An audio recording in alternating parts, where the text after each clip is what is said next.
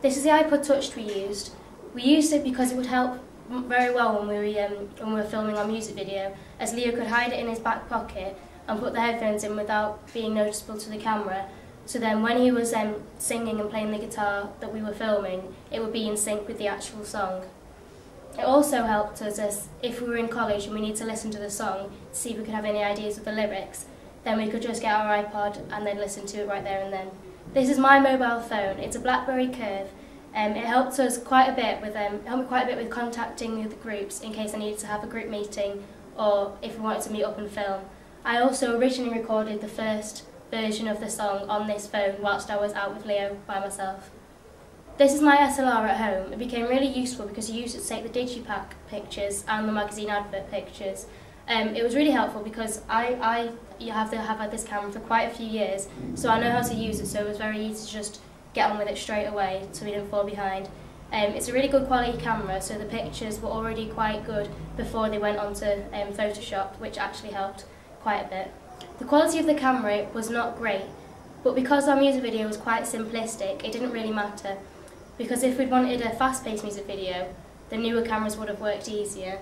But the fact that our music video was quite slow-paced and calm, then it didn't really matter because the quality actually worked quite well with it.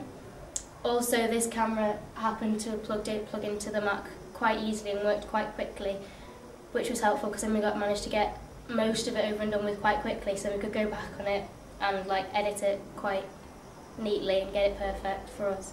This is iMovie. It was we were originally going to use Adobe Premiere, however we couldn't get it working, so we decided to do everything on iMovie and hoping that we could and then at the end move it on to Adobe Premiere, but due to technical difficulties that didn't happen.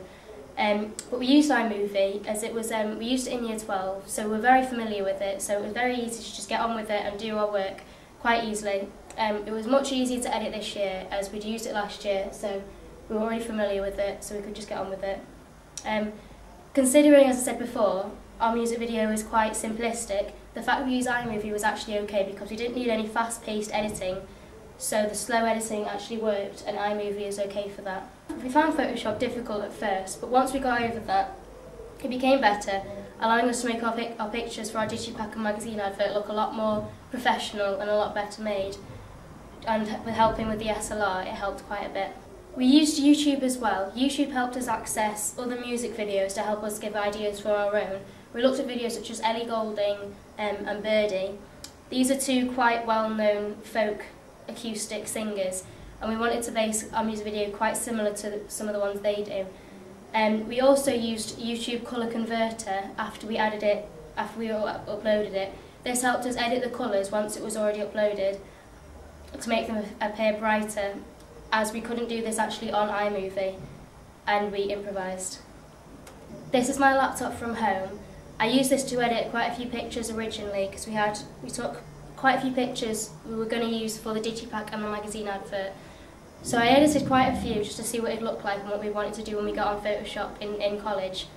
I don't have Photoshop on this computer, so I used a software called Picnic. That's a website called Picnic. And this was really helpful. It's not as good as Photoshop, but it still gave the same quality. So when we came to use Photoshop later, it was quite useful. My laptop also helped me to email the group in case we had any troubles or if I wanted to meet up with them. It also helped me to access my blog whilst I was at home so I could do some stuff on WordPress if I needed to. This helped me catch up with quite a lot of work and make sure I didn't fall behind.